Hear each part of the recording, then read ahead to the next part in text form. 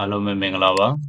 ကျွန်တော်ဒီတစ်ခါ sharing လုပ်ပေးသွားမယ့်အကြောင်းအရာကြတော့ကျွန်တော်တို့ Microsoft Office Excel မှာ VBA ကိုအသုံးပြုပြီးတော့ကျွန်တော်တို့ folder တိစောက်တဲ့ဒီနဲ့ပတ်သက်ပြီးတော့မျှဝေပေးမှာဖြစ်ပါတယ်အဲ့တော့ကျွန်တော်ဒီမှာ blank workbook တစ်ခုယူလိုက်မယ်ပေါ့နော်ဒီပြီးတဲ့အခါကျရင်ကျွန်တော်တို့ VBA ကိုအသုံးပြုမှာဖြစ်တဲ့ developer တက်ကိုသွားပါသွားပြီးတဲ့အခါမှာ Visual Basic ကိုတစ်ချက်နေပြီးတဲ့အခါမှာကျွန်တော်တို့ဒီ module အသစ်ယူမှာဖြစ်တဲ့ဒီမှာတစ်ချက်နေလိုက်ပေါ့နော်နေပြီးတဲ့အခါကျရင်ကျွန်တော်တို့ module အသစ်တစ်ခုကိုယူပါဒီပြင်ဒီနေရာမှာရေးရမယ့်စာပါလဲဆိုတော့ကျွန်တော်က set ပြီးတဲ့အခါမှာ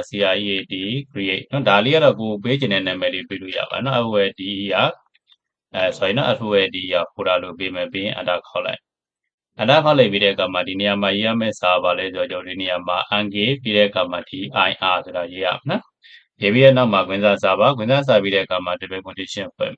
ပြီးတော့ဘယ်နေရာမှာထားခြင်းလဲဆိုရင်ကျွန်တော်တို့ကဟို folder ဖွဲ့ခြင်းတဲ့နေရာပေါ့နော်ကျွန်တော်ဒီမှာ computer explorer ကိုဖွင့်လိုက်မယ်ဖွင့်ပြီးတဲ့အခါမှာ locative ဒီထဲမှာထားမယ်ဆိုကျွန်တော်ဒီမှာဒီ location ကိုပေးလိုက်နော်ဒီထဲမှာလောလောဆယ်ကျွန်တော် folder ကိုနာမည်ပေးမဖွင့်တာအောင်နော်ဟုတ်ပြီအဲ့တော့ကျွန်တော် minimize ထားလိုက်မယ် location ကဒီကိုပေးမယ်ဆိုကျွန်တော်ဒီနေရာမှာဒီလိုရိုက်ပါရိုက်ပြီးတဲ့နောက်မှာ column ခံမယ် column ခံပြီးတဲ့နောက်မှာ backslash ကိုရိုက်backslash ရိုက်ပြီးတဲ့အခါမှာ folder ရဲ့နေရာတော့ကိုပေးခြင်းတဲ့နာမည်ကိုကြိုက်လို့ပေးလို့ရနော်အဲ့တော့ကျွန်တော်ဒီနေရာမှာ VBA က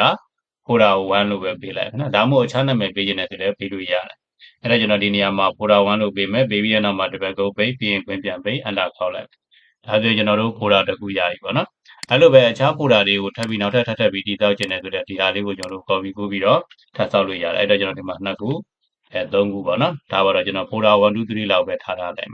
အဲ့ထက်ပိုပြီးသုံးခြင်းနဲ့ဆိုလည်းရတယ်ကျွန်တော်တို့အခြားနာမည်ပေးပြီးထည့်လို့ရတယ်နော်အဲ့တော့ကျွန်တော်ဒီမှာနာမည်3ခုလောက်ပေးမယ်ပေးပြီးတဲ့အခါကျရင်ကျွန်တော်2ခုရှင်းပြီးတော့ကြည့်လိုက်အောင်နော်အဲ့တော့ဒါလေးကိုအောက်မှာထားမယ်ဒီကားလေးကိုကျွန်တော်အပေါ်မှာထားလိုက်မယ်နော်ဒီထဲမှာလောလောဆယ်ကျွန်တော်တို့ folder အခု1 2 3မရှိဘူးနော်ဟုတ်ပြီအဲ့တော့မှကျွန်တော်ဒီနေရာပြီးတော့ step into ကသွားမယ် step into ကိုဒီမှာ bottom မရှိဘူးဆို function key F8 ကိုနှိပ်လို့ရတယ်နော်အဲ့တော့ကျွန်တော်ဒီမှာတစ်ချက်နှိပ်မယ်နောက်တစ်ချက်နှိပ်မယ်ဒီတစ်ခါတစ်ချက်နှိပ်လိုက်တယ်ပြီဆိုတာနဲ့ကျွန်တော်တို့ folder 1ဆိုပြီးရလာမှာဖြစ်ပါတယ်အဲ့တော့ကျွန်တော်ဒီမှာတစ်ချက်နှိပ်လိုက်နော်ဒီထဲမှာကြည့်လိုက်မယ် folder 1ဘယ်နေရာရောက်သွားလဲတော့မသိဘူးနော်ဒီမှာအောက်ခြေလေးမှာဒီမှာရောက်လာပြီနော် folder 1ဆိုပြီးရောက်လာပြီနောက်တစ်ချက်ထပ်နှိပ်လိုက်ရင်ကျွန်တော် folder 2ရမယ်နောက်တစ်ချက်ထပ်နှိပ်လိုက်ရင်ကျွန်တော်တို့ folder 3ဆိုပြီးရနော်ဒီဘက်မှာကြည့်လိုက်မယ်နော်ဒီဘက်ထဲမှာကျွန်တော်တို့ဒီမှာ folder 1 2 3နော် folder 1 2 3ဆိုပြီးအသစ်ဝင်သွားတာကိုတွေ့ရမှာဖြစ်ပါတယ်။ Okay အဲ့ဒါဆိုရင်အားလုံးပဲအဆင်ပြေကြပါစေခင်ဗျာ။